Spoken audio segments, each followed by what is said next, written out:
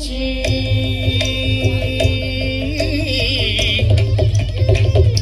చుట్టెడు కడుపుకై చొరని చోట్లకొచ్చి చుట్టెడు కడుపుకై చొరని చోట్లకొచ్చి పట్టెడు కూటికి బ్రతిమాలి. సిస్టమ్ అసలు బాటికే పొరలి మనసు పెట్టి పుట్టిన చోటికే. వైలెన్ కొంచెం శృతి ఇవ్వండి, సౌండ్ ఇవ్వండి.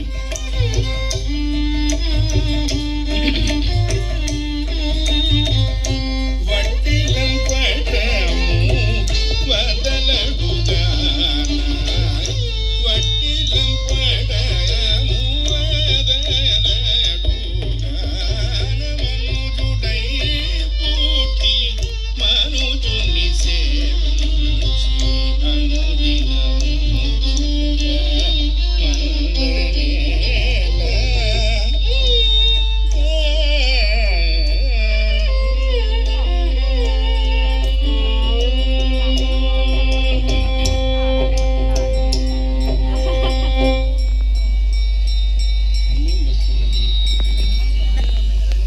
భగవానికి, సీతామహాదేవికి, లక్ష్మణ స్వామికి, పవనసుత హనుమానుకి, ఏడుకొండలవాడ వెంకటరమణ.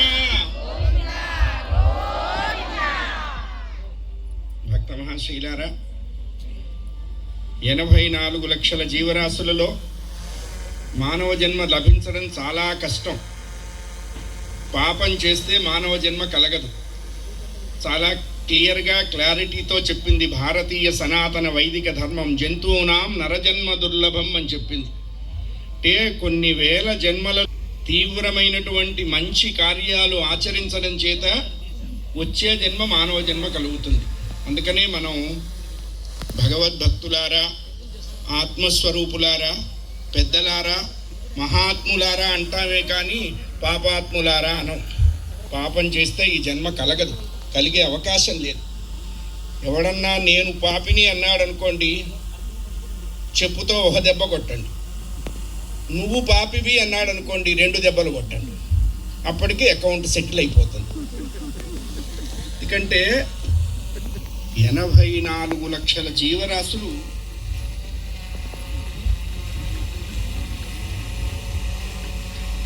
84 లక్షల జీవరాశులు ఈ సమస్త ప్రపంచంలో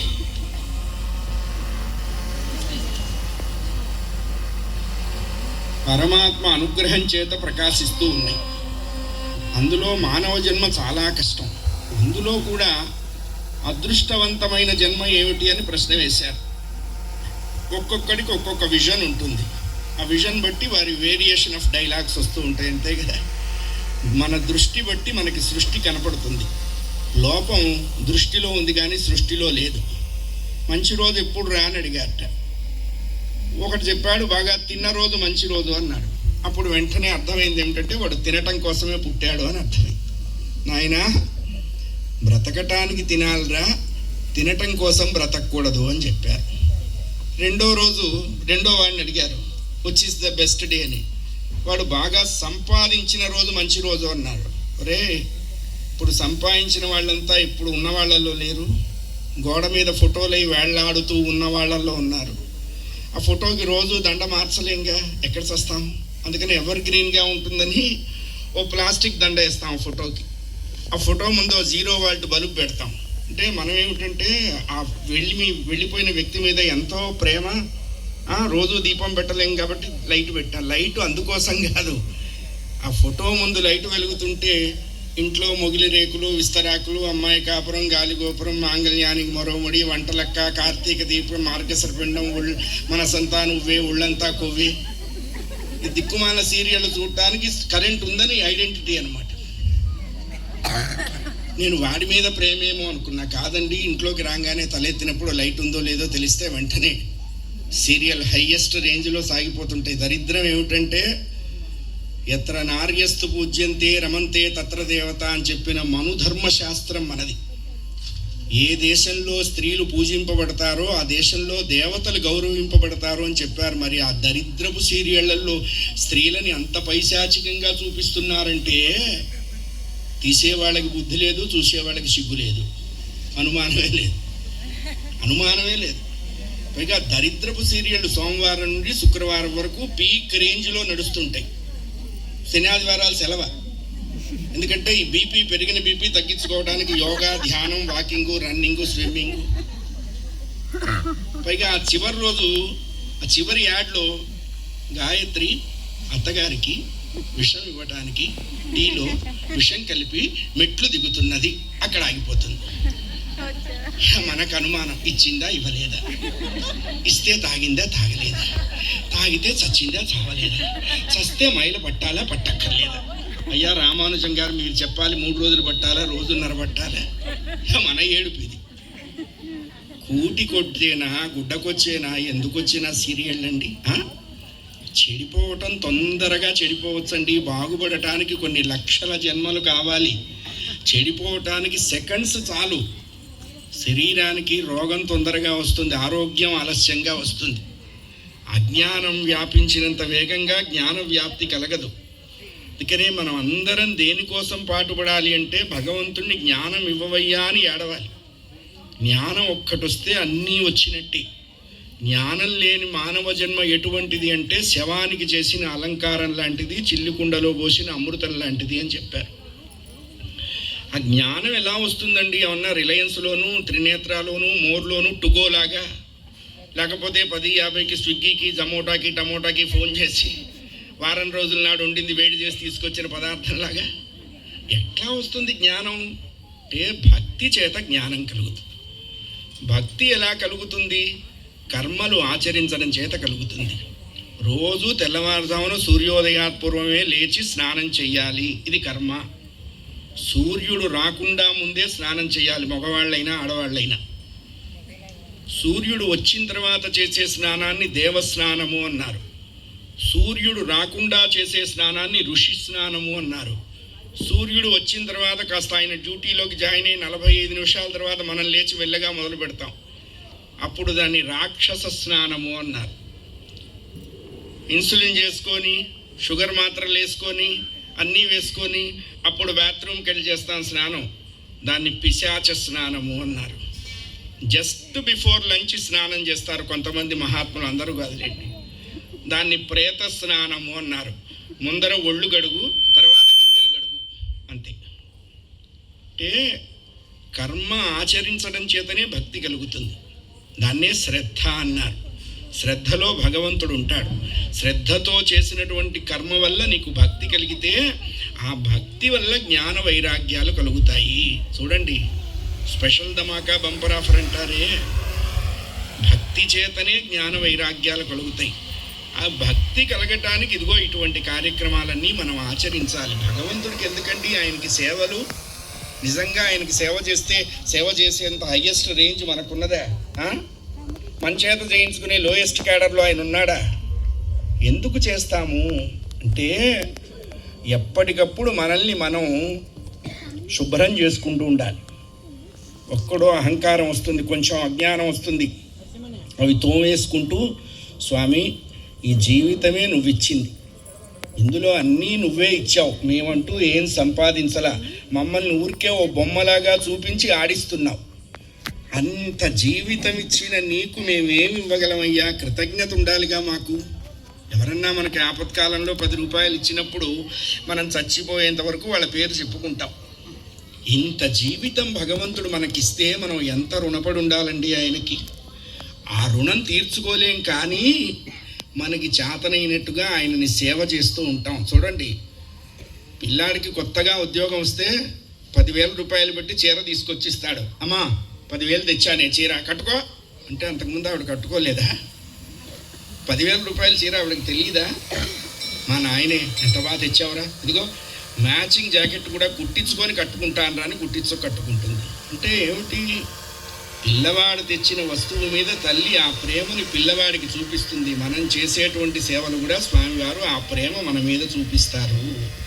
ఆయనకు అన్నీ ఉన్నాయి, అన్నీ అందరికీ ఇచ్చిన వాడికి మనం ఏమి ఇవ్వగలము అన్నారు. ఏడుకొండలవాడ వెంకటరమణ, కాస్త గట్టిగా అనండి. మధ్యంతర ఎన్నికలు ఏం లేవు, మిమ్మల్ని క్యాంపెయిన్కి పిలవరు. బెంగాల్లో కూడా అయిపోయింది, రేపు పోలింగ్ అంతే. ఇప్పుడు ఉన్న ఎలర్జీ కాకుండా బాగా నిలబడాలి అంటే భగవన్నామమే మనకి అండ. భగవన్నామం ఎంత గట్టిగానో చెయ్యాలి. భార్యాభర్తల మాట గుట్టుగా ఉంచాలి, భగవన్నామం గట్టిగా ఉంచాలి. మొగుడి మాట పెళ్ళాం విన్నా నష్టం లేదు, పెళ్ళాం మాట మొగుడు విన్నా తప్పు కాదు. ఇటు వచ్చి మొగుడు పెళ్ళాల మాట ఊళ్ళో వాళ్ళు వింటం మొదలు పెడితే కొంప కొల్లేరైపోతుంది. ఎప్పటికి అయ్యేది అప్లికబులో అప్పటికా టాకుటాకి అదర్స్ హర్టింపక హర్టవ్వక ఎస్కేప్ అయి తిరుగువాడే ఎక్స్పర్ట్ సుమతి అని విజన్ 2020 శతకం. ఇది చక్కటి అవకాశం. ఇది పంచవటి. ఎప్పుడో రామాయణ కాలంలో 5 మర్రి వృక్షాల మధ్య రామచంద్రమూర్తి వనవాసంలో చివరి సంవత్సరం ఉంటే అదే పెందుర్తి వెంకటాద్రిగా, కృతయుగంలో ఆయనే నరసింహస్వామి, త్రేతాయుగంలో వారే రామచంద్రుడు, ద్వాపరయుగంలో వారే కృష్ణ పరమాత్మ, కలియుగంలో వారే వెంకటనాథుడు. వెంకట అంటే వేం అంటే పాపములు, కట అంటే పోగొట్టేవాడు.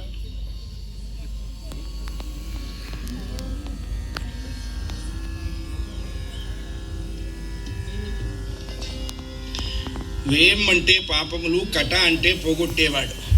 వేం కట అంటే పాపములను నశింపజేయువాడు. ఈ యుగానికి మెగా హీరో ఆయనే. పైగా ఆయన నించోవడం కూడా చాలా వెరైటీగా నించున్నాడు. కుడి చేయి కుడి పాదాన్ని చూపిస్తుంటుంది, ఎడమ చేయి మోకాల్ని పట్టుకొని ఉంటుంది. ఏంటయ్యా ఇట్లా వెరైటీగా నిలబడ్డావు, ఏ పిక్చర్లో ఫోజు అని అడిగారట. ఈ కలియుగం అనే పిక్చర్కి ఇదే ఫోజు బాగుంటుందిరా, ఎందుకలా నిలబడ్డారు అంటే మనందరికీ స్వామివారు అడ్వైస్ చేస్తున్నారు, మీరు అక్కడ ఇక్కడ తిరిగి చెడిపోవద్దురా, అది ఇది పట్టుకొని వేళ్లాడొద్దు, వాళ్ళని వీళ్ళని అనవసరంగా ఆశ్రయించవద్దు, నా పాదాలు పట్టుకోండి.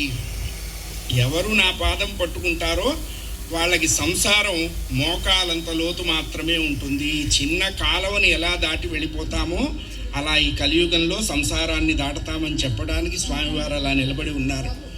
ఈ క్షేత్రాన్ని ఎంతో బాగా వృద్ధిలోకి తెచ్చి రామానుజ చినజీయర్ స్వామి వారి యొక్క దివ్య మనోవైభవానికి నిదర్శనంగా ఇక్కడ స్వామి సుప్రతిష్ఠితుడైనాడు. మనందరికీ ఇంత చక్కని అవకాశం ఆచార్య స్వాముల వారి వల్ల, చక్కటి శ్రద్ధాభక్తులు ఉన్నటువంటి కార్యనిర్వహణాధికారిని. అమ్మ మీ పేరు? నీలిమ. ఆయన నీలంగానే ఉంటారు, మరి ఆయన వర్క్ చేసేవాడు కూడా ఆ పేరుతోనే ఉంటారు. ఎందుకు అంటే నీలం విశ్వవ్యాపకత్వానికి నిదర్శనం. సముద్రం నీలంగా ఉంటుంది, ఆకాశం నీలంగా ఉంటుంది, పరమాత్మ నీలంగా ఉంటాడు. పరమాత్మని అనుసరించేవారు కూడా అలా నీలంగానే ఉండాలి. ఎందుకంటే విరాట్ స్వరూపం. ఇంత చక్కటి అవకాశం స్వామివారి కొలువులో ఉద్యోగం కాదు, ఇది సేవ. స్వామిని ఇంకొంచెం భక్తిగా సేవించే అదృష్టం ఆవిడ పూర్వజన్మలో చేసుకున్నారు కాబట్టి ఆవిడకి ఇచ్చారు. మనమందరం ఆవిడతో పాటు ఎడితే మనకు కూడా ఇస్తారు. అంటే సీట్లు ఇవ్వరు, అది అనుకోవకండి.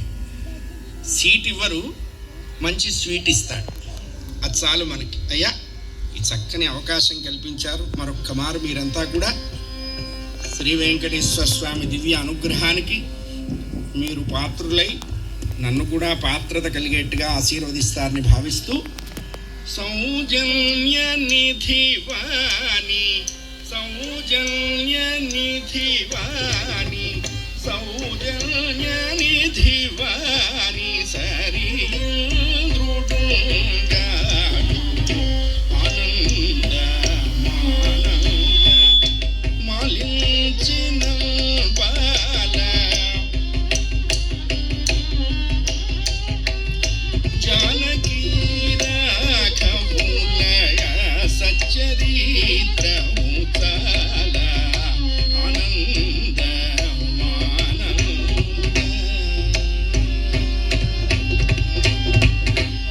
అయోధ్యా నగరాన్ని రాజధానిగా చేసుకొని కోసల దేశాన్ని పరిపాలిస్తున్నాడు దశరథుడు. ఏమయ్యా మాకు రామాయణం తెలీదా, మళ్ళా మొదలుపెట్టావు, చస్తున్నాం వెళ్ళాక అంటే విశ్వనాథ్ సత్యనారాయణ గారిని అడిగారట, మళ్ళా రామాయణ కల్పవృక్షం ఎందుకు రాస్తావని. ఆయనకు ఒళ్ళు మండింది. ఒళ్ళు మండి పిచ్చి తిట్లు తిట్టాడు అడిగిన వాడిని. జనానికి తిన్న అన్నమే తినటానికి సిగ్గు లేనప్పుడు, చేసిన సంసారమే చేయటానికి సిగ్గు లేనప్పుడు రామాయణం రెండోసారి వింటే సిగ్గెందుకు వస్తుంది అని అడిగారండి. అంతే. ఎలా ఉండాలో చెప్పింది రామాయణం, ఎలా ఉండకూడదో చెప్పింది భారతం, ఎలా ఉంటే మోక్షం కలుగుతుందో చెప్పింది శ్రీమద్ భాగవతం. అందుకనే మన వాళ్ళు పర్సనాలిటీ డెవలప్మెంటు, హెల్దీ ఎన్విరాన్మెంట్ కోర్సులు పెడతారు. పర్సు ఖర్చు అయిపోతుంది, చస్తే పోకూడదు ఆ కోర్సులకి. అసలు పర్సనాలిటీ ఉంటే కదా డెవలప్ అవడానికి. గ్రౌండ్ లెవెల్ జీరో ఉంటే ఎలా డెవలప్మెంటేషన్ అవుతుంది? పర్సనాలిటీ ఎప్పుడు డెవలప్మెంట్ కావాలి? ఆ ఇంట్లో ఉన్న తల్లి ఆ ఇంట్లో ఉన్న పిల్లలకు భారత భాగవత రామాయణాలు చెప్పాలి. సుమతి శతకం చెప్పాలి, వేమన శతకం చెప్పాలి, కుమారి శతకం చెప్పాలి, దాశరథి శతకం చెప్పాలి. పెద్దలను ఇంటికి వస్తే ఎలా గౌరవించాలి అనే ప్రాక్టికల్ నాలెడ్జ్ పిల్లలకి తెలియచేయాలి. అప్పుడే ఆ ఇంట్లో ఒక వివేకానందుడు, ఒక రమణ మహర్షి, ఒక రామకృష్ణ పరమహంస, ఒక శంకర భగవత్పాదుల వారు పుడతారు. వాళ్ళు ఆకాశంలోంచి ఊడిపడరు, సొసైటీలోంచి వస్తారు. సొసైటీ అంటే ఇల్లు బాగుండాలి, ఇల్లు అంటే ఇంట్లో ఉన్నవాడు బాగుండాలి. భారత భాగవత రామాయణాలు ఒక్క రూపాయి ఖర్చు లేకుండా పర్సనాలిటీ డెవలప్మెంటేషన్కి ఎట్లా ఉపయోగపడ్డదో చెప్పినటువంటి జాతి భారత జాతి. నా దేశం భగవద్గీత, నా దేశం అగ్ని పునీత సీత, నా దేశం పావనగంగ, నా దేశం కరుణాంతరంగా. తండ్రి కొడుకులు ఎలా ఉండాలో రాముడు దశరథుడే ఆదర్శం. భార్య భర్తలు ఎలా ఉండాలో సీతారాములు ఆదర్శం. అన్నదమ్ములు ఎలా ఉండాలో భరత లక్ష్మణ శత్రుసూదనులు ఆదర్శం. స్నేహితుడు ఎలా ఉండాలో సుగ్రీవుడు రాముడు ఆదర్శం. చూడండి, రామాయణంలో 4 విభిన్నమైనటువంటి అన్నదమ్ముల జాబితా ఉంది. రామ భరత లక్ష్మణ శత్రుసూదనులు మొదటి శ్రేణికి చెందిన వాళ్ళు. సంపాతి జటాయువు 2వ శ్రేణి, వాలి సుగ్రీవులు 3వ శ్రేణి, రావణ కుంభకర్ణులు 4వ శ్రేణి. ఈ 4 అప్పుడు ఉన్నారు, ఇప్పుడు ఉన్నారు, ఎప్పుడు ఉంటారు. అయితే మనం ఎక్కడ ఉన్నామని ఎప్పటికప్పుడు వెరిఫై చేసుకుంటూ కొంచెం అప్డేట్ చేసుకుంటూ ఉండాలి. మనకి ఎంతసేపు వాట్సాప్ అప్డేట్ అయిందా, ఫేస్బుక్ అప్డేట్ అయిందా? ఫేసే సరిగ్గా లేదు, బుక్ ఎందుకు అసలు? ఇన్స్టాగ్రామ్ అప్డేట్ అయిందా? అప్డేట్ ఇందులో కాదు, రామచంద్రమూర్తితో పోటీ పడే విషయంలో అప్డేట్ అయినామా లేదా? కానీ రామస్య అయనమితి రామాయణం అని చెప్పింది. భగవంతుడు మానవ దేహాన్ని పొంది మానవుడికి అల్టిమేట్గా చేరవలసినటువంటి డెస్టినేషన్ ఏమిటి అంటే ధర్మాన్ని ఆచరించటమే. ధర్మాన్ని ఆచరించకుండా, సత్యాన్ని పాటించకుండా నేను అచ్చేసాను ఇచ్చేసాను అనవసరం ఏం చేయకూడదు. సత్యాన్ని ధర్మాన్ని పాటిస్తే వాడు భగవంతుడి కోసం వెళ్ళక్కర్లేదండి, వాడి కోసం భగవంతుడు వెతుక్కుంటూ వస్తాడు. మా కేర్ ఆఫ్ వాడు ఒకడు ఇక్కడ ఉండాలి అని. సత్యాన్ని ధర్మాన్ని ఆచరిస్తే ఏం కలుగుతుందో స్వామి ఆచరించి చూపించాడు రామచంద్ర ప్రభు. అందుకే దానికి చాలా పేర్లు ఉన్నాయి. సూర్యవంశము, ఇక్ష్వాకు వంశము, ఇనవంశము, రఘువంశము. ఎక్కడి నుంచి వచ్చింది ఈ సూర్యవంశము అంటే శ్రీ మహావిష్ణువుతోనే ప్రారంభమైంది. శ్రీ మహావిష్ణువు నుండి బ్రహ్మ, బ్రహ్మ నుండి మరీచి, మరీచికి కశ్యపుడు, కశ్యపునికి వివస్వంతుడు, వివస్వంతునికి వైవస్వతుడు, వైవస్వతునికి ఇక్ష్వాకు, ఇక్ష్వాకుకు కుక్షి, కుక్షికి వికుక్షి, వికుక్షికి బాణుడు, బాణునికి అనరణ్యుడు, అనరణ్యునికి పృథువు, పృథువుకి త్రిశంకుడు, త్రిశంకునికి దుందుమారుడు, దుందుమారునికి యవనాశ్వుడు, యవనాశ్వునికి మాంధాత, మాంధాతకు సుసంధి, సుసంధికి ద్రోసంధి, ద్రోసంధికి భరతుడు, భరతునకు అసితుడు, అసితునకు 2 భార్యలు, ఒక భార్యకు జన్మించిన వాడు సగరుడు, సగరునకు 2 భార్యలు, ఒక భార్యకు జన్మించిన వాడు అసమంజసుడు, అసమంజసునికి అంశుమంతుడు, అంశుమంతునికి దిలీపుడు, దిలీపునికి భగీరథుడు, భగీరథునికి కకుత్సుడు, కకుత్సునికి రఘు, రఘువుకి కల్మాషపాదుడు, కల్మాషపాదునికి శంకరుడు, శంకరునికి సుదర్శనుడు, సుదర్శనుడికి అగ్నివర్ణుడు, అగ్నివర్ణునికి శీఘ్రకుడు, శీఘ్రకునికి మరువు, మరువుకు ప్రశుశ్రుకుడు, ప్రశుశ్రుకునికి అంబరీషుడు, అంబరీషునికి నహుషుడు, నహుషునికి యయాతి, యయాతికి నాభాగు, నాభాగుకు అజుడు, అజునికి దశరథుడు. ఇది రామవంశం. 60,000 సంవత్సరాలు రాజ్యం.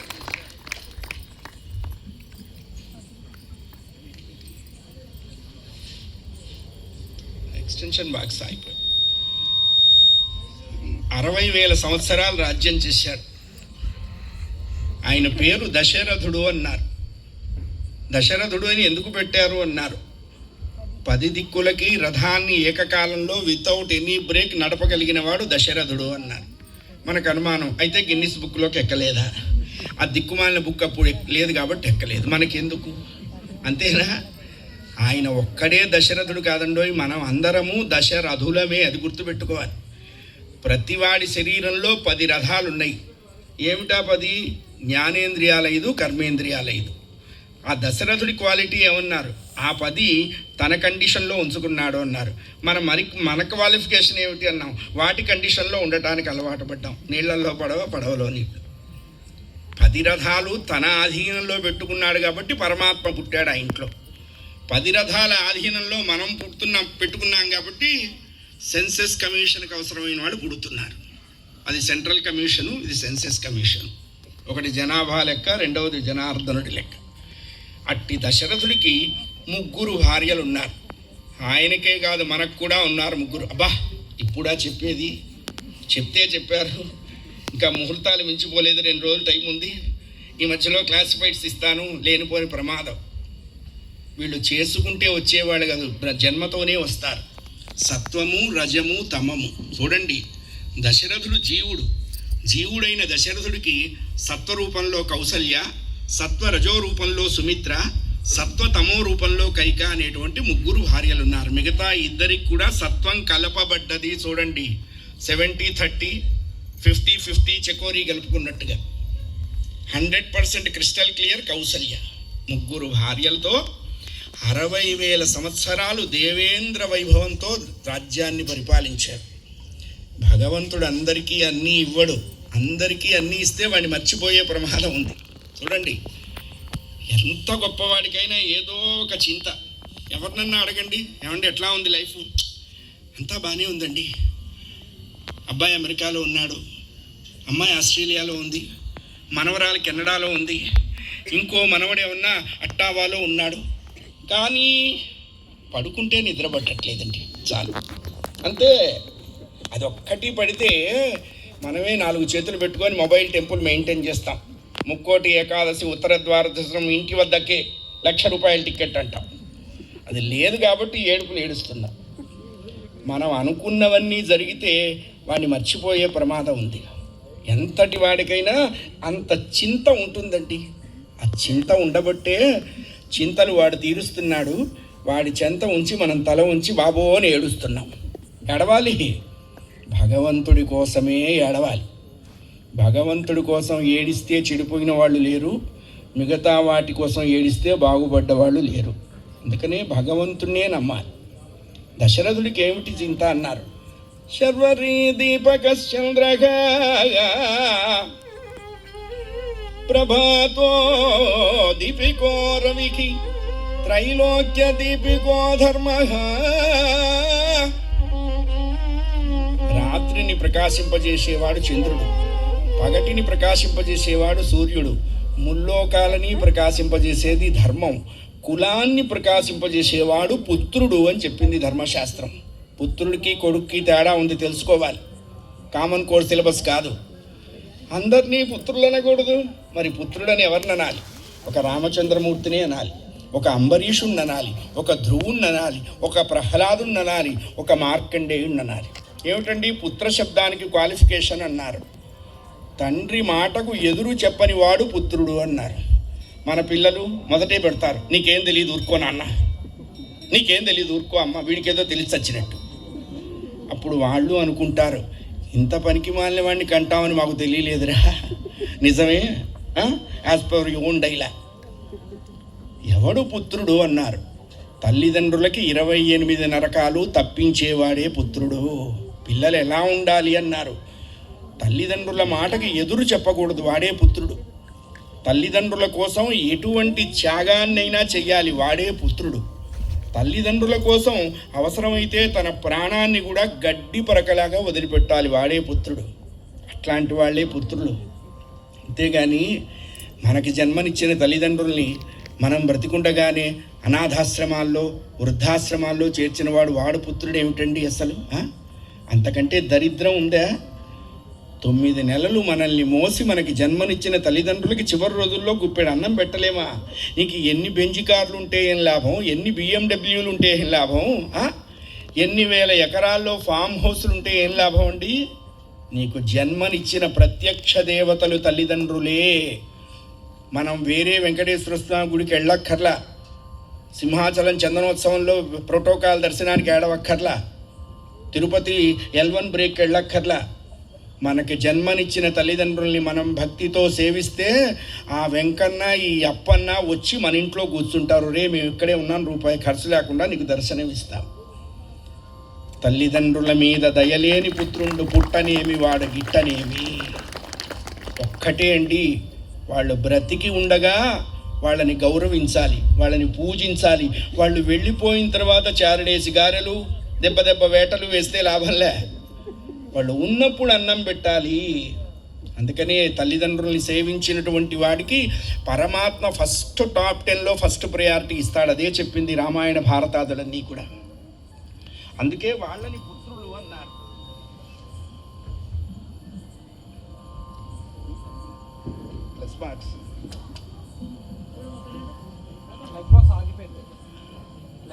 అటువంటి పిల్లలు లేరు దశరథుడికి.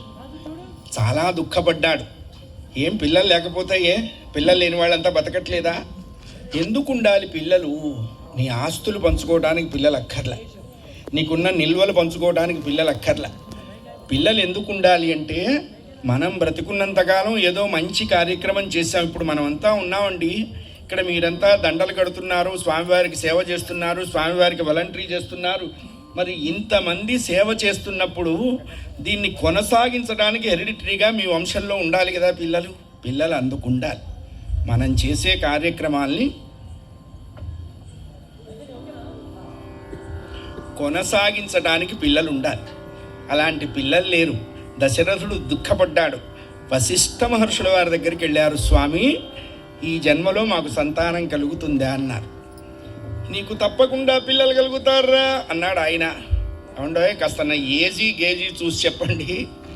60,000 సంవత్సరాలు, ఇప్పుడు మాకు పిల్లలు కలుగుతారా? మా ఇంటి పురోహితుడు కాబట్టి ఈ మాట చెప్పారు. ఈ వయస్సులో మాకు ఎలా పిల్లలు కలుగుతారో అన్నాడు దశరథుడు. అంటే ఇక్కడ సామెత ఉంది, possibles are always possibles, impossibles are always impossibles. అంతే కదా. జరిగేవి జరక్క మానవు, జరగనిది ఎన్నటికీ జరగదు. ఇది ముత్తు సినిమాలో డైలాగ్ మాత్రం కాదు, ముందే చెప్పారు ఈ డైలాగు. జరగనివి ఎన్నటికీ జరగవు అంటే ఏమిటి? దశరథుడు చెప్తున్నాడండి. కొన్ని జరగవు, అవి ఎప్పటికీ అంతే. ఏమిటా జరగనివి? ఎండమావుల నీటి నుండి ఎట్లు చల్వతెమ్మెర ఏ తెంచి తిర్చుదప్పి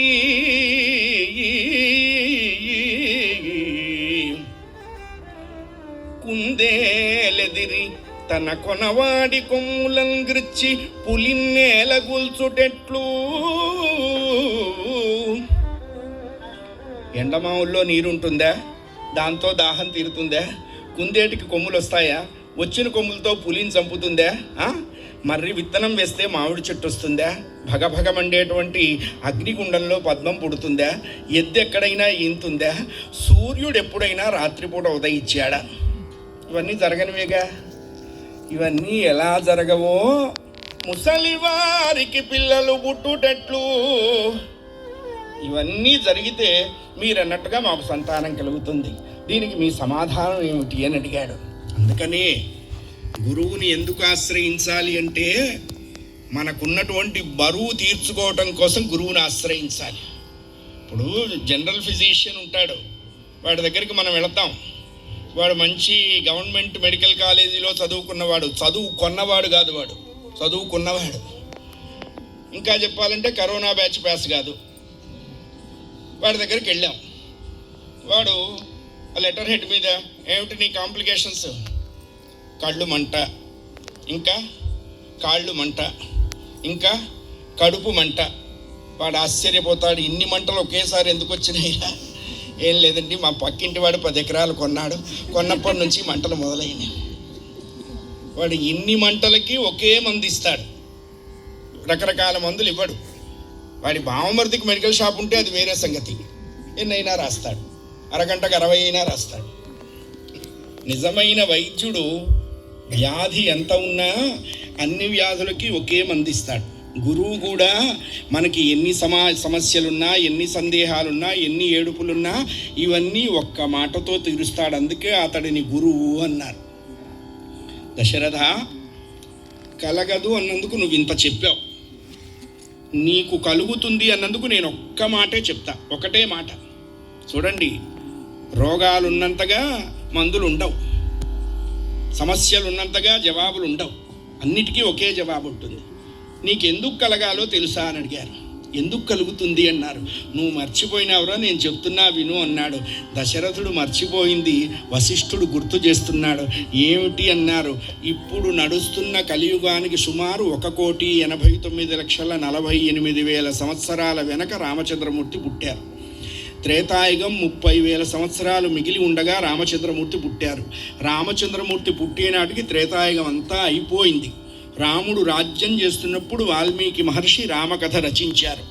24,000 శ్లోకాలతో, 500 సర్గలతో, 100 ఉపాఖ్యానాలతో రామకథ రచింపబడింది. దశరథుడు మర్చిపోయింది ఏమిటి అన్నారు.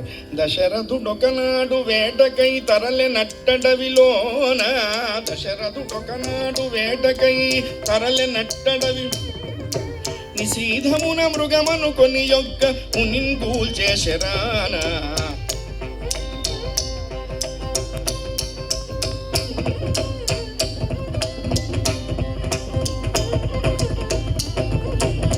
తండ్రి తచ్చిది నన్ను మొరమిని యుకరేడు బిరాన,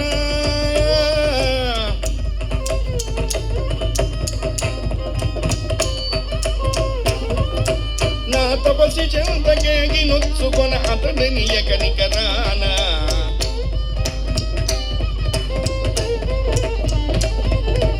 వయస్సులో ఉండగా వేటకు వెళ్ళాడు దశరథుడు. చాలా జంతువుల్ని వేటాడాడు. ఇక ఇంటికి వెళ్ళిపోదాం అనుకుంటుంటే నెత్తి మీద ఉన్న ప్రారంధం వెళ్ళనివ్వలేదు. మనం అన్నీ అనుకుంటాం, మనం అనుకున్నవన్నీ జరుగుతాయా? ప్రారంధం ఎవడైనా సరే అనుభవించాల్సిందే. అది ఎట్లాంటిది అన్నాడు. వెళుతున్నటువంటి రైల్లో నువ్వు టిక్కెట్ కొనుక్కోవటం లాంటిది, అంతే. నువ్వు కొన్న తర్వాత రైలు వెళ్ళటల్లా, నువ్వు ఎక్కలేదు కాబట్టి రైలు ఆగిపోలా. It is already it's moving. ప్రారంధం కూడా అంతే. నేను ఎగ్జిక్యూటివ్ క్లాస్లో కొన్నాను, మీల్స్ కూడా ఇచ్చాను, కానీ లేట్ అయిపోయింది, రైలు ఆగాలి, కుదరదు. ప్రారంధం అంతే. నీకు ఇష్టం ఉన్నా ఇష్టం లేకపోయినా అనుభవించాల్సిందే. అది మనల్ని బతికిస్తుంది అని చెప్పారు. మన తెలివితేటలతో బ్రతకము. మనం పూర్వజన్మలో చేసి వచ్చినటువంటి కర్మ అనేటువంటి బ్యాలెన్స్ చేత మనం ఇప్పుడు లైఫ్ తీసుకుంటుంటాం, అంతే. కర్మ ఎవరిని విడిచిపెట్టదు, అది అందరికీ వస్తుంది. 1000 ఆవులు 1000 దూడలు ఉన్నాయి. దూడలు తాడు విప్పండి, ప్రతి దూడ వెళ్ళి తన తల్లి దగ్గరే ఆగుతుంది, ఇంకో తల్లి దగ్గర ఆగదు. కర్మ కూడా అటువంటిది. చేసి మనం మర్చిపోవచ్చు, టైం వచ్చినప్పుడు మెచ్యూర్ అవుతుంది ఫండ్, నీ వాట్సాప్కు మెసేజ్ వచ్చేస్తుంది. జీవితంలో కూడా అంతే. దశరథుడు చేసింది ఏమిటి అన్నారు. వేటకి వెళ్ళాడు, అన్ని జంతువుల్ని వేటాడాడు. చివరికి శబ్దభేది అని ఒక విద్య ఉంది, అది దశరథుడికి మాత్రమే తెలుసు. కొన్ని విద్యలు వస్తే ప్రమాదం అంటే ఇదే. శబ్దం వచ్చిన దిక్కుకి బాణం వేస్తాడు. బాణం ఎక్కువ పెట్టాడు, గురి పెట్టాడు, ఏదైనా శబ్దం వస్తుందేమో అని వింటుంటే ఎట్టకేలకు చివరిగా దూరంగా ఉన్న ఒక చెరువులో బుడ బుడ బుడ బుడ బుడ బుడ బుడ బుడ బుడ బుడ బుడ బుడ బుడ బుడ ఏనుగు తొండంతో నీళ్లు లాగినటువంటి శబ్దం వినపడ్డది దశరథుడికి. చూడండి, మన ఇంద్రియాలే మనల్ని మోసం చేస్తాయి. లేడి వేటగాడు వాయిస్తున్నటువంటి వేణువుకి లోబడి వాడి చేతిలో చిక్కుతుంది.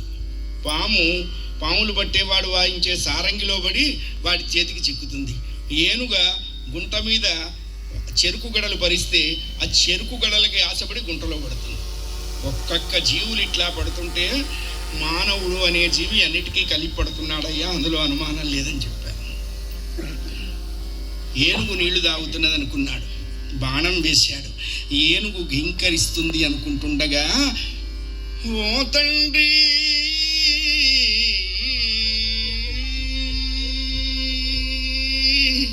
తండ్రి అనేటువంటి ఒక పసిపిల్లవాడి కేక వినపడేటప్పటికల్లా వణికిపోయినాడు దశరథుడు. శరీరం అంతా చెమటలు కొట్టేసింది. చేతులు కాళ్ళు వణుకుతూ ఉంటే గబగబా బాణము విల్లు పక్కన పెట్టి పరిగెత్తుకుంటూ వెళ్ళాడండి ఆ చెరువు దగ్గరికి. ఒక భయంకరమైన దృశ్యం దశరథుడి హృదయాన్ని కదిల్చి పారేసింది, కలచి పారేసింది. కారణం ఏమిటి అంటే, తను విసిరిన బాణం ఒక ముక్కు పచ్చలారని 11 ఏళ్ల పసివాడి హృదయంలో దిగబడి వెచ్చటి నెత్తురు చిమ్ముతూ ఉన్నది. ఆ పిల్లవాడు చేత్తో 3 వంతులు నిండిన కుండతో ఆ నీళ్లల్లో కూలిపోతూ ఉన్నాడండి. చూశాడు. గబుక్కున వెళ్ళి ఆ పసిపిల్లవాడిని పట్టుకున్నాడు. ఇది రామాయణంలో ధర్మం. ఏదో జరిగిందిలే మనకేంట్లే అని వదిలేసి వెళ్ళిపోలా. ప్రతివాడు తప్పు చేస్తాడు. ప్రతివాడికి అజ్ఞానం ఉంటుంది, ప్రతివాడికి పాపం ఉంటుంది. చేసిన తప్పుని, తెలుసుకున్న అజ్ఞానాన్ని, రాబోతున్న కష్టాన్ని ఆలోచించి దాన్ని పరిష్కరించుకునేటువంటి వాడికే మార్గం దొరుకుతుంది. వెంటనే పొదివి పట్టుకున్నాడు. ఆ పిల్లవాడి ప్రాణాలు పోతున్నాయి. బలవంతంగా కళ్ళు తెరిచాడు. ఎదురుగా ఈయన కనపడ్డాడు. దశరథుడు, నాయనా నన్ను క్షమించరా, నువ్వు అనుకోలేదురా, బాణం వేయలేదు, ఏనుగు నీళ్లు తాగుతున్నది అనుకున్నాను, నీకు తగిలింది, నన్ను క్షమించు, నన్ను క్షమించు నాయనా అని ఏడుస్తున్నాడు. ఆ పిల్లవాడు ఒక్క మాట చెప్పాడండి. అది సంస్కారం, అది గొప్పతనం. ఎందుకయ్యా నువ్వేడుస్తావు పిచ్చివాడా? ఇక్కడికి రావటం నా తప్పు కాదు, నన్ను కొట్టటము నీ తప్పు కాదు. తలబడే చోటికి కాళ్ళు లాక్కెడతాయి, అంతే కదండి. ప్రాణం పోయే టైం వచ్చినప్పుడు ఏదో ఒక కారణం చూపిస్తాడు భగవంతుడు. అప్పటికి ఎన్నిసార్లు మేడమెట్ల మీద నుంచి పడలేదు, పడ్డప్పుడల్లా ప్రాణం పోయిందా? పోలా. నిద్దట్లో లేస్తూ గోడ కొట్టుకున్నాం, ప్రాణం పోయిందంటారు. ప్రాణం పోయే టైం వచ్చింది కాబట్టి గోడ తగిలింది. గోడ తగలటం అనేటువంటిది ఒక కారణం, అసలు కార్యం ప్రాణం పోవటం.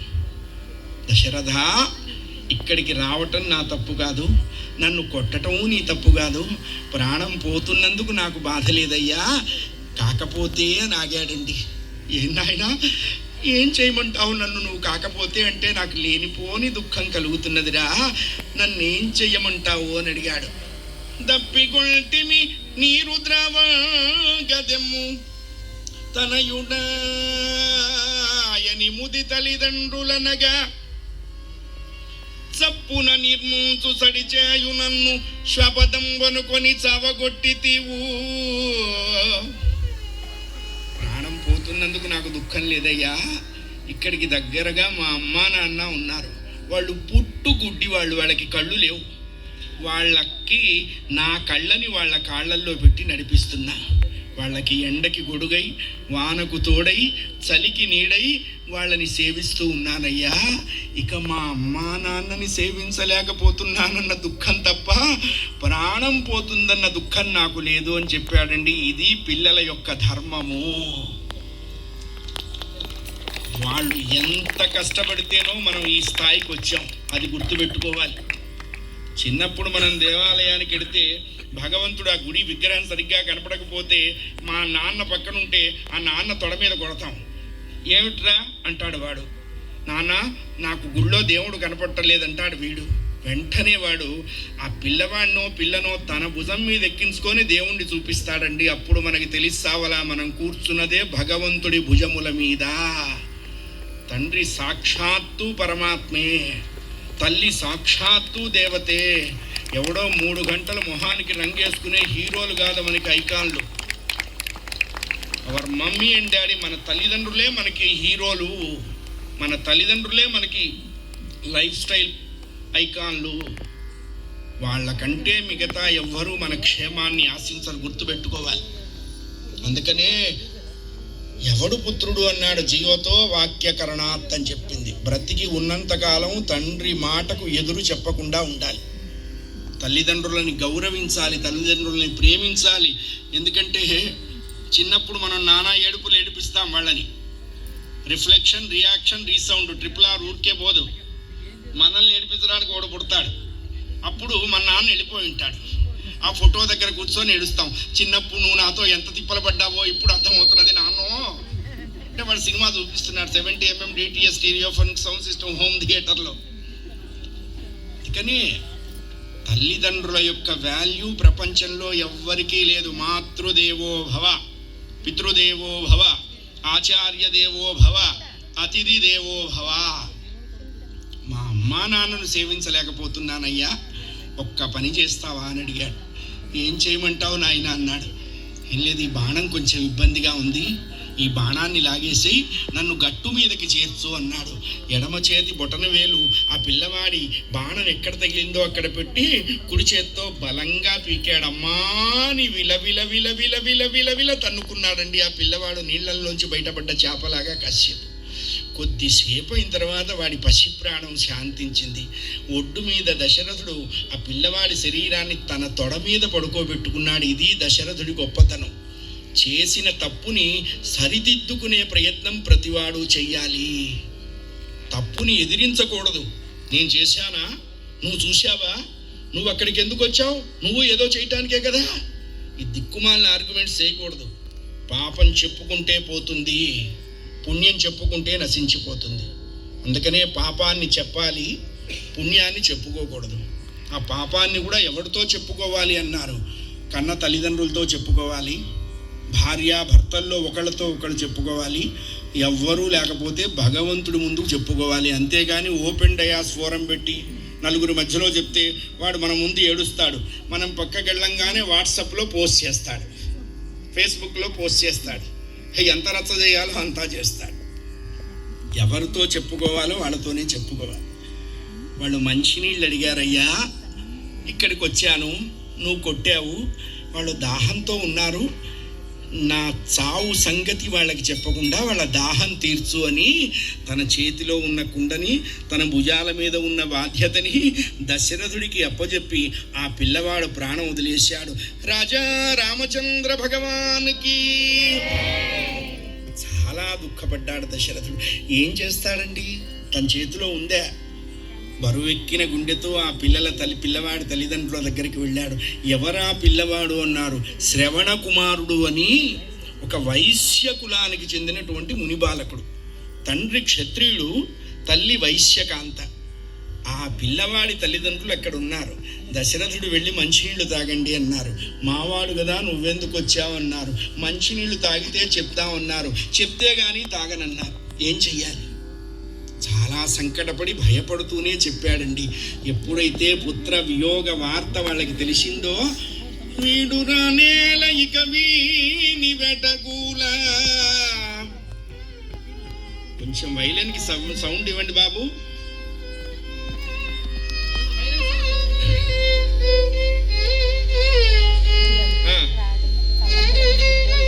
బ్రతుకోలేమోరి మేమింక బ్రహ్మకుండ, మావలను నీవు కూడా పుత్రాయటంసు ప్రాణములు విడుతుగాక.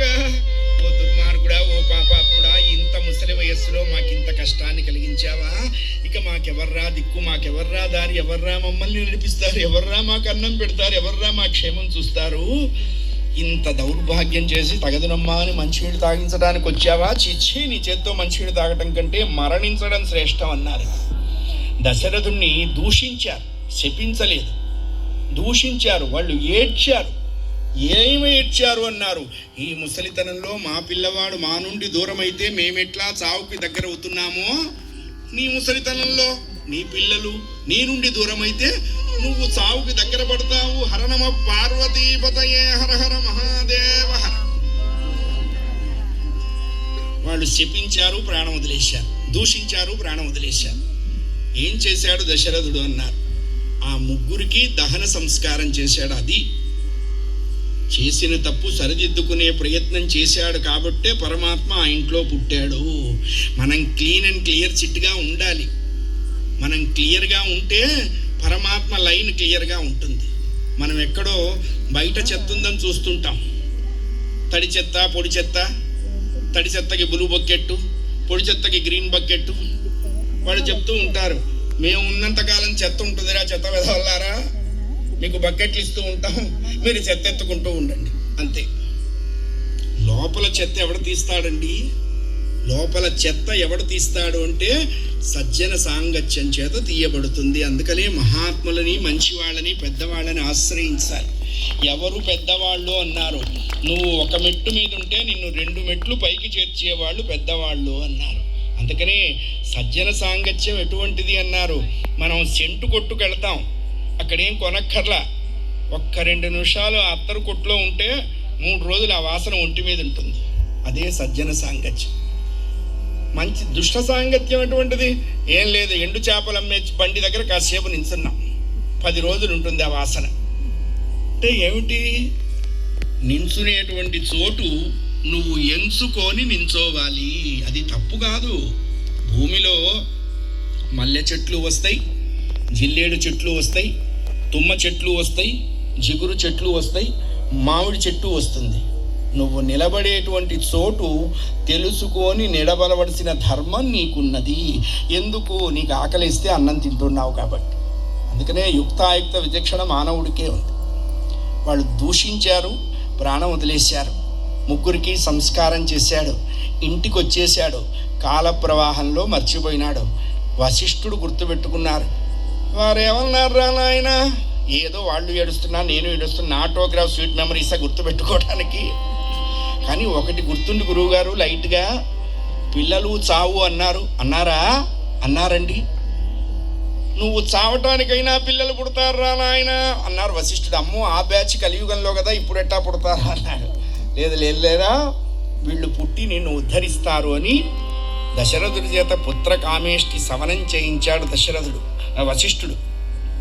ఋష్యశృంగ మహర్షి ఆధ్వర్యంలో చాలా వేద ప్రోక్తంగా జరిగింది ఆ కార్యక్రమం. అందుకనే ఏ కార్యానికైనా ఏ ధర్మానికైనా వేదోఖిల ధర్మమూలం అని చెప్పారు. వేదం చెప్పింది ఎవరెవరు ఎలా ఉండాలి, ఎట్లా ఉండాలి అని. ఆ ధర్మాన్ని ఆచరిస్తే అందరూ బాగుంటారు. వేదం ప్రత్యేకించి ఒక పార్టీకి ఒక జెండాకి ఎజెండా చెప్పలా, మానవులందరికీ ధర్మం చెప్పినటువంటిది వేదము. అందుకనే ఆ వేదాన్ని తల్లితో పోల్చారు. తల్లి ఏ బిడ్డ యందు కూడా ద్వేషాన్ని చూపించదు. అందుకనే వేదం సర్వధర్మాలు ప్రబోధిస్తుంది. వేదం చెప్పిన మార్గాన్ని అనుసరించడమే జీవులకున్న మనకి కర్తవ్యము. ఆ వేద ధర్మంతో ఋష్యశృంగుడు ఆధ్వర్యమున చక్కగా పుత్రకామేష్టి జరిగింది. ప్రాజాపత్య పురుషుడు పాయసం ఇచ్చారు. ఇచ్చిన పాయసాన్ని దశరథుడు మొత్తం కౌసల్యకే ఇచ్చేశాడు. ఏమండి, అంత పార్షియాలిటీనా అంటే? కౌసల్య ఎవరు అన్నారు? కౌసల్యను ధర్మకాంత అన్నారు, సుమిత్రను దాసకాంత అన్నారు, కైకను భోగకాంత అన్నారు. ఇప్పుడు దశరథుడు ఎటు బెండయి ఉన్నాడండి?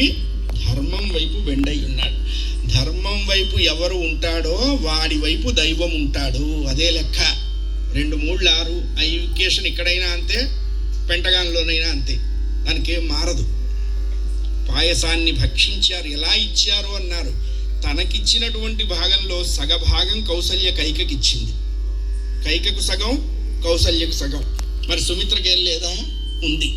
వాళ్ళు ఏం చేశారు అన్నారు? తన భాగంలో కొంత కౌసల్య సుమిత్రకి ఇచ్చింది, తన భాగంలో కొంత కైక సుమిత్రకి ఇచ్చింది. రొట్టెల వాడి కంటే ముక్కల వాడి పని బెటర్ అని ఈవిడికి 2 పార్ట్లు వచ్చినాయి. చూడండి, రిజల్ట్ కూడా ఎక్కడికి పోలా. కౌసల్య ఇవ్వగా తినగా పుట్టిన భాగం తాలూకు పిల్లవాడు కౌసల్య పిల్లవాడైనటువంటి రామచంద్రమూర్తిని విడిచిపెట్టలేదు. ఆయనే లక్ష్మణస్వామి. కైక ఇవ్వగా తినగా పుట్టిన భాగం తాలూకు పిల్లవాడు కైక పిల్లవాడైన భరతుణ్ణి విడిచిపెట్టలేదు. ఆయనే శత్రుఘ్న స్వామి. రాముడు లక్ష్మణుడు ఒక జట్టు, భరతుడు శత్రుఘ్నుడు ఒక జట్టు అయినారు. ఇది రామాయణంలో రహస్యం. పాయసాన్ని భక్షించారు. 1 2 3 4 5 6 7 8 9 10 11వ నెల కూడా వచ్చేసింది. ప్రసవం కాల. అంతకు మోగంబు అతివలకును వెళ్ళబారు ఇంత లేత చూలింతల సొగసు శబాసు.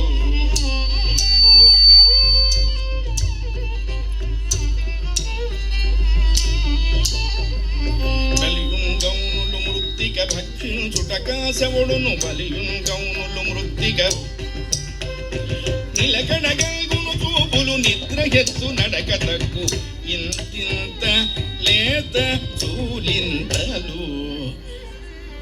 11వ నెల కూడా సగాన పడిపోయింది. ప్రసవం కాలేదు. దశరథుడికి అనుమానం, గురువుగారు is it okay? Program success or not. ఏదన్నా స్కానింగ్ సెంటర్కి వెళ్ళమంటారా? ఎవరినైనా కన్సల్ట్ చేయాలా? ఏమిటండి ఇది? నువ్వు తొందరపడవాకరా. లోపల ఉన్నవాడు 14 లోకాలకి కన్న తండ్రి. వాడు ఎప్పుడు బయటికి రావాలనుకుంటాడో అప్పుడే వస్తాడు. అంతవరకు మనం ఏం పిచ్చి పిచ్చి ప్రయత్నాలు చేయకూడదు. ఇప్పుడు అంతా నార్మల్ డెలివరీలు అయిపోయినాయి. ఇప్పుడు అందరూ కోయించుకోవటం, కోయటం. ఇప్పుడు ఇన్ని ట్యూబులు వచ్చేసినాయి. యూ ట్యూబు, మీ ట్యూబు, నీ ట్యూబు, ఆ ట్యూబు, వాళ్ళ ట్యూబు, ఈ ట్యూబు. ప్రతివాడు ఉపన్యాసాలే, ప్రతివాడు ప్రసంగాలే, ప్రతివాడికి ఫాలోయర్సే, ప్రతివాడికి కలెక్షనే. రకరకాలు చెప్పేస్తూ ఉంటారు. ఆ పిచ్చి మాటలు ఏం చెప్పకూడదు. జ్యోతిషం అంత సామాన్యం కాదు. ఎవరు పడితే వాడు చెప్పేది జ్యోతిషం కాదు. జ్యోతిషం చెప్పాలి అంటే మంత్రానుష్ఠానం ఉండాలి. అనుష్ఠానం ఉన్నవాడు చెప్పినటువంటి మాటే ఫలిస్తుంది. మిగతా వాళ్ళు ఎవ్వరూ ఏం చెప్పినా ఫలించదు. గుర్తుపెట్టుకోవాలి. ఎక్కడికి పడితే అప్పుడు, ఎప్పుడు పడితే అప్పుడు, ఎవరి దగ్గరికి పోతే వాడి దగ్గరికి పోయి మనం ఏడుపు చెప్పుకోకూడదు. మనకి ఏదన్నా దుఃఖం వస్తే భగవంతుడితోనే చెప్పుకోవాలి. వాడే తీరుస్తాడు. ఒక మానవుడు ఇంకో మానవుడిని ఎప్పుడూ ఉద్ధరించలేడు. వాడు పడిపోతాడు, వీడు పడిపోతాడు. ఎవరినైనా ఉద్ధరించాలి అంటే భగవంతుడిదే ఆ డ్యూటీ. అందుకని ఆయన ముందే ఏడవాలి, వేరే వాళ్ళ దగ్గర చెప్పుకోకూడదు. ఇప్పుడు ఈ చూపులు ఎక్కువైన తర్వాత వీడే ముహూర్తం పెట్టేస్తాడు. సూర్యుడు ఆగళ్ళో, చంద్రుడి గళ్ళో, కేతు ఆగళ్ళో అన్ని గళ్ళు చూపించి వీడిని హాస్పిటల్లోకి తీసుకెళ్ళి బల్ల మీద కూర్చోబెట్టి ఆ అమ్మగారికి ఒక 5 లక్షలు సమర్పించి ఆవిడ చేత కోయిస్తారు. మంచిదే. వాడు బయటకు వస్తూ చేసే ఫస్ట్ ప్రాజెక్ట్ వర్క్ ఏమిటో తెలుసా? వాళ్ళ అమ్మా నాన్నని కొయ్యటం మొదలు పెడతాడు. అంతేగా మరి వాడు కోస్తే బయటకు వచ్చిన బాపతు. వాడు కోస్తే బయటకు వచ్చాడు కాబట్టి వాడు అదే ఇది చూపిస్తాడు. Normal birth is always normal birth. వాడు పుట్టటానికే ముందు వాడు చేసిన పూర్వజన్మ కర్మ ఫలం వాడిని పుట్టిస్తుంది. మనం ఏం చెయ్యాలి అన్నారు? వీలైనంత వరకు ఆ పుట్టిన పిల్లల్ని వేరే మార్గాలలోకి పోకుండా మన మార్గంలోకి లాక్కొచ్చే ప్రయత్నం చేస్తూ ఉంటే పూర్వజన్మలో వాడు చేసినటువంటి ఒకవేళ దుష్కర్మ రేషియో ఎక్కువగా ఉన్నా అది తగ్గి నార్మల్ స్టేజ్కి వస్తుంది. ఎట్లా వస్తుంది అన్నారు? 105 జ్వరం ఉన్న టైఫాయిడ్ మందేసుకుంటే 98.6కి రావట్లా? అంతే. మంచి ఆచరించడం, మంచి మార్గంలో పిల్లల్ని నడిపించడం, మంచి మంచి విశేషాలు పిల్లలకి చెప్పటం. ఇంటికి ఎవరైనా పెద్దలు వస్తే, మా చిన్నప్పుడు ఉండేవాళ్ళండి, మీరు కూడా తెలుసు, ఎవరైనా పెద్దలు వస్తే వాళ్ళ సంచి తీసి లోపల పెట్టడం, వాళ్ళు కాళ్ళు కడుక్కోవడానికి నీళ్ళు ఇవ్వటం, వాళ్ళకి మంచినీళ్ళు తీసుకొచ్చి ఇవ్వటం, ఇవన్నీ ఏమిటన్నారు? ఇవన్నీ పర్సనాలిటీ డెవలప్మెంట్ కోర్సులో ప్రధానమైనటువంటి భాగాలు. మన ఇళ్లల్లో మనకి నేర్పేవాళ్ళు చూడండి. మన ఇళ్లల్లో పెద్దలు మనకి చెప్పేవారు. అందుకనే వృద్ధులు వ్యర్థులు కారు, ఆ ఇంటికి ఈశ్వరుడు అని చెప్పారు. పెద్దవాళ్ళని ఎప్పుడు మనం తీసేయకూడదు. వాళ్ళకి ఎక్స్పీరియన్స్డ్ నాలెడ్జి, మనది bookish knowledge. Experienced knowledge is always better than bookish knowledge. అందులో అనుమానమే లేదు. అందుకనే పెద్దలను ఎందుకు ఆశ్రయించాలి అంటే ఇందుకే ఆశ్రయించాలి. దశరథుడు భయపడ్డాడు. అసలు గర్భం కాదేమో అనుకున్నాడు. తొందరపడొద్దు నాయన అన్నారు. 12వ నెల ప్రవేశించిందండి. తదస్య ద్వాదశే మాసే చైత్రే నవమికే తిథౌ. విళంబినామ సంవత్సరం, ఉత్తరాయణం, వసంత ఋతువు, చైత్రమాసం, శుక్లపక్షం, బుధవారం, పునర్వసు నక్షత్రం, 4వ పాదంలో చూడండి 2 తిథులు మనం వద్దనుకున్నంట. ఏమిటా 2 తిథులు అన్నారు? ఒకటి అష్టమి, రెండవది నవమి. మనకు వెనకాల ఓ స్త్రీ రేపురా అని అంతకుముందు రాతలు చూసాం గోడల మీద. ఈ అష్టమి నవములు డ్యూటీ చేయడానికి వస్తే ఎవరు మాకొద్దన్నారట. ఇవన్నీ వెళ్ళిపోయినాయి పైకి. విష్ణుమూర్తి అడిగారట, ఏంటంటే డ్యూటీలో జాయిన్ అవ్వలేదంటే, మా జాయినింగ్ రిపోర్ట్ ఎవరు తీసుకోలేదండి. So we came back to same pavilion. ఎవరు తీసుకోలేదా? ఎవరు తీసుకోలేదు. నేను తీసుకుంటానులే అన్నట్ట పరమాత్మ. అందుకనే ఆయనకి ఇష్టమైనటువంటి అష్టమి రోజు పుట్టి కృష్ణుడైనాడు. ఆయనకి ఇష్టమైన నవమి రోజు పుట్టి రాముడైనాడు. కృష్ణుడు అష్టమి రోజు పుట్టాడు, రాముడు నవమి రోజు పుట్టాడు. మనం కూడా తీసుకుంటే మనం కూడా అయ్యేవాళ్ళంగా. అబ్బే అది ఎట్లా కుదురుతుంది? అంత లాంగ్వేజ్ మనకెక్కడుంది? మనకంతా చిన్న చిన్న ఇన్సిడెంట్స్ చాలు. మనం ఎంత తొందరగా పడిపోతామంటే, ఇప్పుడు వ్యాపార ప్రకటనలు వస్తుంటాయి. నాకు ఎంత నవ్వు వస్తుందో. కరెంటు పోయింది. ఇల్లు డెకోలం ఫర్నిచరు బ్రహ్మాండమైన ఇది. ఆ ఇంట్లో ఆ భర్త లేస్తాడు, లైట్ పోయింది, ఇప్పుడు దోమలు వస్తాయి. బాబు లేస్తాడు, ఏమండి అంత కొంపలో ఇన్వర్టర్ ఉండదా? ఆ ఇన్వర్టర్కి ఆల్అవుట్ పెట్టుకోరా? అప్పుడు ఆ పెళ్ళాం వాచ, భయమేం లేదు, పాత ఆల్అవుట్ 1 గంటే పనిచేస్తుంది, కొత్త ఆల్అవుట్ 2 గంటలు పోయినా కరెంటు పనిచేస్తుంది. అంటే చూసేవాళ్ళు వెర్రి వెధవలైతే చెప్పేవాడు క్యాబేజీలు చెవులకు పెడతాడని నాకు ఎంత నవ్వు వస్తుందో. ఇంకా దోషం, పాపం ఓ మంచి హీరో గారు అలా నిలబడి ఉంటాడు, ఒక ఆవిడ బ్యాడ్మింటన్ ఆడుతుంటాడు, వాడు వెర్రి మొహం వేసుకొని చూస్తుంటాడు, ఎంత అందంగా ఉంది ఈ అమ్మాయి అంటాడు. వెంటనే ఒక 6 ఏళ్ల పిల్ల మామీ అంటూ మీద పడతాడు, వెంటనే ఓ సబ్బు. నాకు ఇప్పటికి అనుమానం, మరి ఆవిడ ఆ సబ్బు పాడుతున్నది కదా, మరి 8 ఏళ్ల పిల్లకి జన్మనిచ్చిన దాని మొగుడే సబ్బు వాడుతున్నాడు, వాడిని చూపించరు. వాడే సముద్రం ఒడ్డున ఇసుక రాసుకొని స్నానం చేస్తూ ఉంటాడు వాడు. మనం అక్కడ పడిపోతాం. ఏమి దరిద్రం అండి. మనం ఊళ్ళో ఉన్న సామానంతా అమ్మి ఆ సబ్బులు కొని ఒంటి మీద తోలు లేస్తుంది కానీ ఒళ్ళు అందంగా తయారవ్వదు. ఇక్కడ పడిపోవటం ఏమిటండి? అంటే మానవులు చిన్న చిన్న విషయాలకి పడిపోతారు. అమృతం ఇస్తాను తాగండి అంటే అబ్బాయి అక్కర్లేదు, మాకు చెరుకు రసం చాలంట. ఈ స్థితి నుంచి ఎదగటానికే వనమాలి వాసుదేవ మనమోహన రాధారమణ, వనమాలి వాసుదేవ మనమోహన రాధారమణ, శశివదన సరసిజనయన జగన్మోహన రాధారమణ, రాధారమణ రాధారమణ రాధారమణ రాధారమణ రాధారమణ రాధారమణ రాధారమణ రాధారమణ రాధారమణ రాధారమణ రాధారమణ రాధారమణ రాధారమణ రాధారమణ. జై బోలో భక్తవత్సల భగవానికి. అక్కడ పడిపోకు. ఉత్తరాయణంలో విళంబినామ సంవత్సరంలో చైత్ర శుద్ధ నవమి బుధవారం పునర్వసు నక్షత్రం 4వ పాదంలో రామచంద్రమూర్తి పుట్టే నాటికి 9 గ్రహాల్లో 5 గ్రహాలు పరమోచ్చ స్థితిలో సంచరిస్తూ ఉన్నాయిటండి. అది విశేషం. దాన్ని గజకేసర యోగము అంటారు. వాటంతటా అవి సంచరిస్తూ ఉన్నప్పుడు బయటికి రావాలి. మనం అన్నీ క్రియేట్ చేసుకొని బయటికి రాకూడదు, పక్కకి తప్పుకుంటాయి. వీళ్ళలో క్రియేటెడ్ బెర్త్రా అని. సూర్యుడు మేషంలో, అంగారకుడు మకరంలో, శని తులలో, బృహస్పతి కర్కాటకంలో, శుక్రుడు మీనంలో సంచరిస్తున్నారటండి రామచంద్రమూర్తి పుట్టే సమయానికి. దీన్ని గజకేసర యోగము అంటారు. బుధవారం నాడు ఎందుకు పుట్టాడు పరమాత్మ అన్నారు? బుధవారం విష్ణు ప్రీతి కలిగినటువంటి వారం. అందుకనే బుధవారం వీలైనంతగా విష్ణు సహస్రము, విష్ణునామము, విష్ణు దర్శనము, విష్ణు సేవ ఇవన్నీ చెయ్యమని చెప్తారు. పునర్వసు నక్షత్రం 4వ పాదంలో పుట్టారు. ఆ 4వ పాదం పునర్వసు నక్షత్రం ఎలా ఉంటుంది అన్నారు? జ్యోతిష శాస్త్రంలో కోదండం ఆకారంలో ఉంటుంది, ధనస్సు ఆకారంలో ఉంటుంది. అందుకనే రామచంద్రమూర్తి ధనస్సు పట్టారు. నవమి రోజు ఎందుకు పుట్టారు అన్నాడు? నవమి రోజు పుట్టినటువంటి వాడికి అబద్ధం ఆడటం తెలియదు అన్నారు. ఇవన్నీ క్వాలిటీస్ అండి. రామో విగ్రహవాన్ ధర్మ. అభిజిల్ లగ్నంలో పుట్టాడు. అభిజిల్ లగ్నంలో ఎందుకు పుట్టాడు అన్నారు? ఆ లగ్నంలో పుట్టిన వాడికి తొందరగా కోపం రాదురా, వస్తే వాడి కోపాన్ని పోగొట్టడం ఎవరికీ చేతకాదు. ఇన్ని గుడ్ క్వాలిటీస్తో చైత్రశుద్ధ నవమి రోజు కౌసల్యకు పండంటి మగ పిల్లవాడు పుట్టాడు.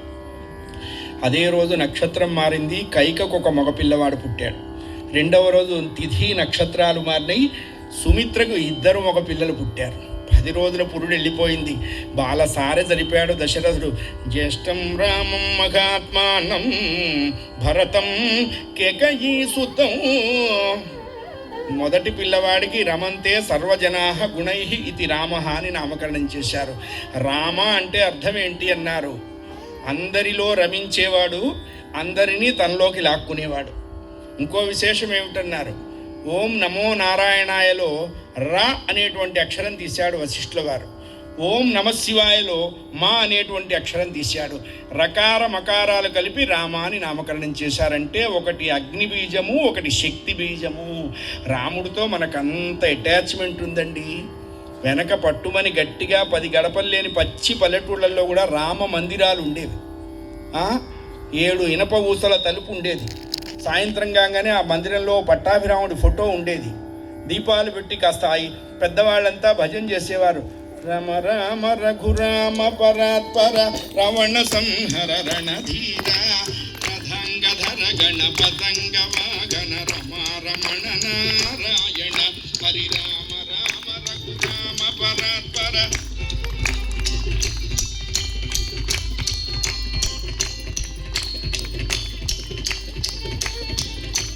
సారశీల సురలోల నిరంజన సత్యపరాక్రమ సువిధాన సరోజలోచన సురేశ పాలన శరణ్యముని బృందావన మేరుధీర గంభీర మనోహర మరజనక సీతారమణ మేరుధీర గంభీర మనోహర మరజనక సీతారమణ.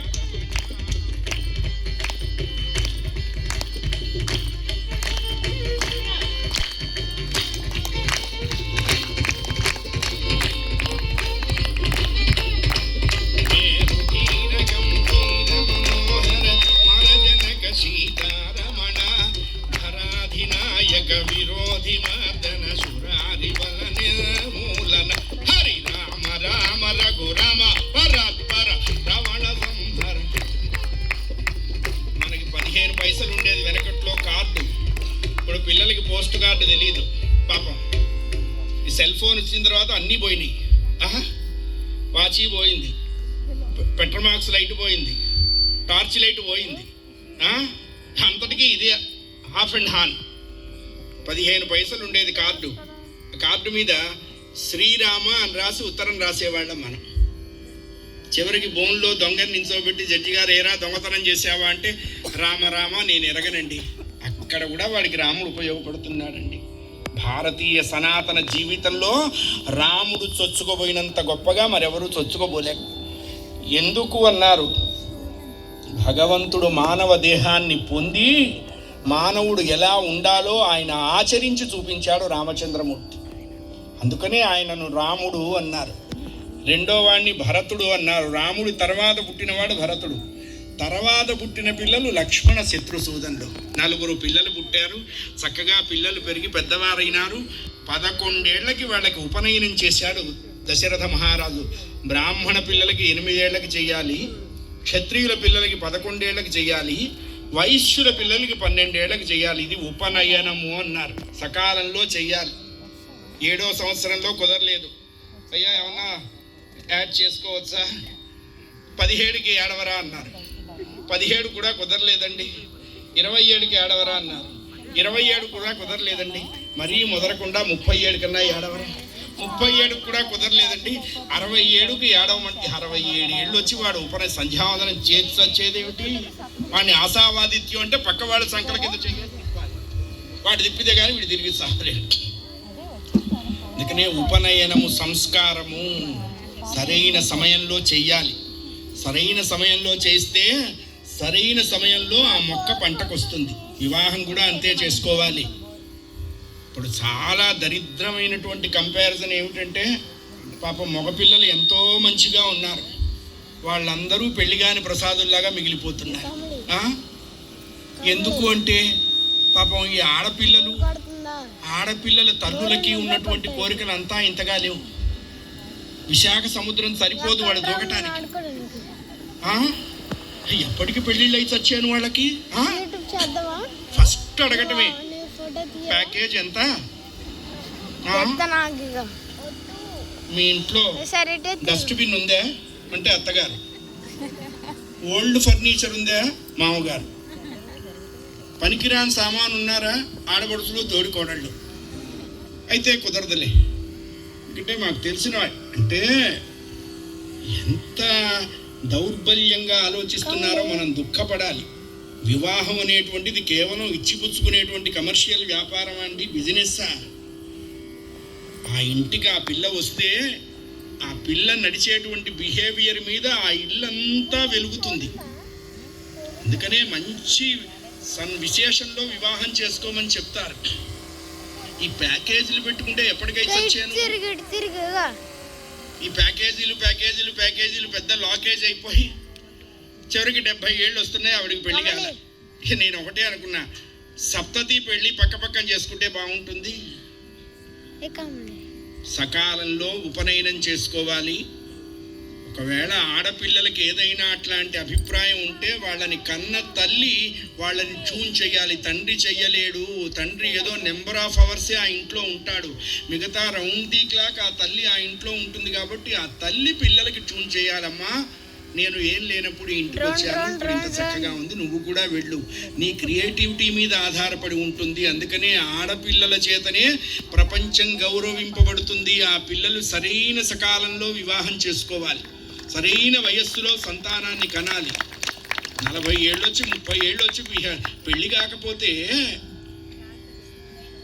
ఇన్ఫర్మేషన్ టెక్నాలజీ వచ్చింది అనుకుంటున్నాం, మనల్ని నాశనం చేయటానికి వచ్చింది టెక్నాలజీ. ఎవడైనా ఇంట్లో వెనకట్లో బాత్రూమ్స్ డిటాచ్డ్గా ఉండేవి, మనుషులు అటాచ్డ్గా ఉండేవారు. ఇప్పుడు మనుషులు డిటాచ్డ్ అయినారు, బాత్రూమ్స్ అటాచ్డ్ అయినాయి. ఏం కర్మండి, ఏం దౌర్భాగ్యం ఇది. ఎవరు చూడండి ఇంత పరిగెత్తడం. భారతంలోనే విదురుడు చెప్పాడు, ఆకలి కోసం పరిగెత్తినంత కాలం ఏ వ్యాధులు లేవు మహారాజా, ఆశల కోసం పరిగెత్తడం మొదలుపెట్టిన తర్వాతే వ్యాధులు బయలుదేరాయి. ఎంత చక్కగా చెప్పాడండి. ఎవరికైనా స్ట్రెస్, 30 ఏళ్ల వాడికి స్ట్రెస్సే, 70 ఏళ్ల వాడికి స్ట్రెస్సే, 16 ఏళ్ల వాడికి షుగరే, 60 ఏళ్ల వాడికి షుగరే. శుక్రవారం తర్వాత సోమవారం ఆఫీస్ టేబుల్ మీద పేపర్ వెయిట్ పెట్టుంటే వీడు వేరే ఉద్యోగం చూసుకోవాలి. ఎందుక తుమ్మితే ఊడిపోయే ముక్కు. వెనకటి వాళ్ళు డబ్బు లేదు, చక్కగా ఉడికినన్నం, వండిన కూరలు, అంత గోంగూర పులుసు కూర, అంత ముద్దపప్పు, అంత ఊరు మిరపకాయలు, అంత గుమ్మడియాలు, అంత మజ్జిగ పులుసు బ్రహ్మాండంగా తిన్నారు. ఇప్పుడు డబ్బు ఎక్కువగా వచ్చిన తర్వాత పచ్చి కూరలు తింటాం మొదలుపెట్టాం. పచ్చి కూరలు, అందులో కూడా డ్రై ఫుల్కాలు. దాని మొహాన నూనె ఉండదు, నిప్పు ఉండదు. వీడి బతికెట్టా ఎండిపోయిందో పుల్కా కూడా ఎండిపోయి ఉంటుంది. ఇప్పుడు అది కూడా దాటాం. మీరు ఏ గడ్డి తింటున్నారు? మేము గోధుమ గడ్డి తింటున్నాం. మరి మేము లేత గోధుమ గడ్డి తింటున్నాం. ఆ పశువులు తిట్టిపోస్తున్నాయి, పాపిష్టి వాళ్ళలారా, మేము తినే గడ్డి కూడా మమ్మల్ని తిన్నీరా. అసలు అంతకుముందు అడ్డమైన గడ్డి తినే కదరా ఈ డబ్బు సంపాదించారు. ఇప్పుడు డబ్బు సంపాదించినప్పుడు కూడా అన్నం తినకుండా మళ్ళా గడ్డి తింటున్నారా? మిమ్మల్ని ఏమనాలరా? తద్దినానికి తక్కువ, మాసికానికి ఎక్కువ మీ బతుకులు. చూడండి, భగవంతుడు టెక్నాలజీ వేరే ఉంటుంది, టెక్నికల్లీ వెల్ అడ్వాన్స్డ్. ఆయన ఎప్పుడు దేన్ని ఎలా ట్యూన్ చేయాలో ఆయన ట్యూన్ చేస్తాడు. ఎప్పుడైతే అతిగా ఆశపడతామో అందేది కూడా అందకుండా పోతుంది. భక్తిని మించిన మోక్ష సాధనం లేదు, తృప్తిని మించిన ఐశ్వర్యం లేదు. అందుకే అమ్మా, సకాలంలో వివాహాలు చేసుకోండి, సకాలంలో పిల్లల్ని కనండి. మళ్ళా ఒక మంచి భావితరానికి ఒక మంచి వివేకానందుడు లాంటి సంతానాన్ని జగత్తుకి అందించాలి. అది భారతీయ సనాతన వైదిక ధర్మము. ఈ ప్యాకేజీలు లీకేజీలన్నీ పక్కన పెట్టండి. అట్లా ఎవ్వరూ లేకుండా ఉండాలి, వాడే కావాలి అనుకుంటే హాయిగా అనాథాశ్రమంలోంచి ఎవరినో తెచ్చి చేసుకోండి, సరిపోతుంది. ఉమ్మడి కుటుంబాలు ఎప్పుడైతే పోయినాయో భారతదేశం అప్పుడే నాశనం అయిపోయి. ఉమ్మడి కుటుంబ వ్యవస్థ ఉన్నంతకాలం మనం బాగున్నాం. ఎందుకంటే ఒక గౌరవం, ఒక భక్తి, ఒక భయం ఉండేది. అత్తగారు, మామగారు, తోడికోడళ్ళు, బావగారు, అత్త, వీళ్ళందరి మీద. ఇప్పుడు ఎవరికి ఎవరు భయపడటం లేదు. అసలు ఎవరికెవరు ఏమన్నా మొగుడు ఏమన్నా అనాలా? అప్పుడు ఆవిడ మామూలుగానే ఉంటుంది. సరేలే, బంతి తన్నావు, నా కోర్టుకు వచ్చింది, నువ్వు ఇంటికి రావా? చెప్పు, ఇంటికి రావా? అప్పుడు 70 mm తప్పదు. భార్యాభర్తలు అనేటువంటి వాళ్ళ 63 అంకెల్లో ఉండాలి. ఒక మంచి సంసారము, మంచి సంతానము, మంచి జీవితము మన చేతిలోనే ఉన్నాయి, ఎవ్వరు ఇవ్వరు.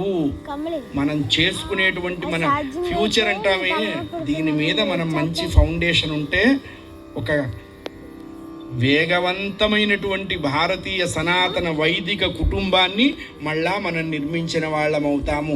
భక్తవత్సల భగవానికి ఇవన్నీ నువ్వు చెప్పావులే కానీ వయ్యక చెప్పు అని మీరు అన్నారనుకో, నేనేం మాట్లాడు, నాకెందుకు వచ్చింది చెప్పాలి కాబట్టి చెప్పాను. అయ్యా 11 ఏళ్లకు ఉపనయనం చేశారు, సమస్త విద్యలు వచ్చాయి, పిల్లలు 16వ సంవత్సరంలోకి వచ్చారు. దశరథుడు ఒకరోజు సభ తీర్చి ఉన్నాడు. సభలో సింహాసనం మీద దశరథుడు, దశరథుడికి కుడివైపు రామచంద్రమూర్తి, రాముడికి దిగువన భరతుడు, దశరథుడికి ఎడమవైపు లక్ష్మణస్వామి, లక్ష్మణస్వామికి దిగువన శత్రుసూదనుడు నించొని ఉన్నారండి. ఎలా ఉన్నారు అన్నారు. దశరథుడు కర్మానుష్ఠానం చేస్తున్న జీవుళ్లాగా ఉన్నాడు. రామ భరత లక్ష్మణ శత్రుసూదనులు ఎలా ఉన్నారు అన్నారు. ధర్మ అర్థ కామ్య మోక్షాల్లాగా ఉన్నారు. చూడండి, ఈ పురుషార్థాల్లో చెప్పింది కామం, 6 శత్రువుల్లో చెప్పింది కామం. కామ క్రోధ లోభ మోహ మదమాత్సర్యాలు అందులోనూ ఉంది. ధర్మ అర్థ కామ్య మోక్షాల్లోనూ కామం ఉంది. కామానికి ఏమిటండి 2 ప్లేస్లు ఇచ్చారు. అంటే 2 చోట్ల నామినేషన్ వేయొచ్చనే, అంటే అరిషడ్వర్గాలలో చెప్పిన కామం వదిలిపెట్టేయాలి, పురుషార్థాల్లో చెప్పిన కామం సంపాదించాలి. ఎట్లా సంపాదించాలి? ధర్మంతో డబ్బు సంపాదించు, ధర్మంతో కోరికలు తీర్చుకో. ఈ 2 నువ్వు చేస్తే మోక్షం ధర్మంగా నీకు వస్తుంది, నువ్వు కష్టపడక్కర్లేదు. అందుకనే ధర్మ అర్థ కామ్య మోక్షాలు. అర్ధకామాలు 2, 3గా పెట్టారు, ధర్మ మోక్షాలు 1, 4గా పెట్టారు. మానవుడికి కావాల్సింది ఎప్పటికైనా స్టార్టింగు మధ్యలో ఉండవు అని చెప్పడం కోసం. ఆ సమయంలో గోవింద గోవింద ఎని కొలువరే, గోవిందాయని కొలువరే, గోవింద గోవింద ఎని